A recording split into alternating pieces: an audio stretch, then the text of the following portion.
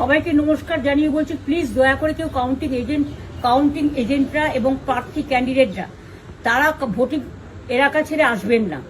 Strong রুমে যেখানে counting হচ্ছে, মানে সেন্টারে, সেখান ছেড়ে কেউ আসবেন না।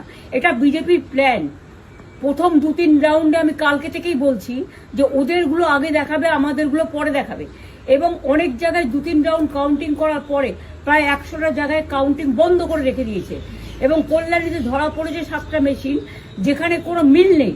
এটা টোটাল ফোর্সফুলি সেন্ট্রাল ফোর্সকে দিয়ে চারিদিকে তৃণমূল কংগ্রেসের উপর অত্যাচার করছে, অফিস ভাঙছে, জোর করে দখল করছে। এসআইআর এর নামে আপনারা দেখেছেন ভোট লুট করেছে যাতে যে সিটগুলো জিততে পারে।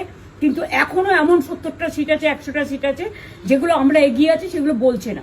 টোটালটাই মিথ্যে নিউজ খাওয়াচ্ছে। আগে ডিআইসিও এই খবরগুলো দিত, কিন্তু তাকে কালকে চেঞ্জ করে দেওয়া হয়েছে। টোটালটা ইলেকশন কমিশন নিজের ইচ্ছে মতো খেলছে, এবং সাথে কেন্দ্রীয় বাহিনীকে নিয়ে। এবং আমাদের পুলিশরা টোটাল মাথা নত করে কেন্দ্রীয় বাহিনীর আন্ডারে কাজ করছে। সুতরাং আমি আমাদের কাউন্টিং এজেন্টদের, আমাদের সমস্ত পার্টির কর্মীদের বলবো, অত মন খারাপ করার কারণ নেই। আমি বলেছিলাম সূর্যাস্তের পরে আপনারা জিতবেন। 3 রাউন্ড 4 রাউন্ড কাউন্ট হলেও এটা 14 রাউন্ড থেকে 18 রাউন্ড কাউন্ট হয়, তখন আপনারা জিতবেন। Wait and see, watch. আমরা সবাই আপনাদের সাথে আছি, আপনারা কেউ ভয় পাবেন না, নিশ্চিন্তে থাকুন। আমরা বাঘের বাচ্চার মতো লড়াই করে যাবো।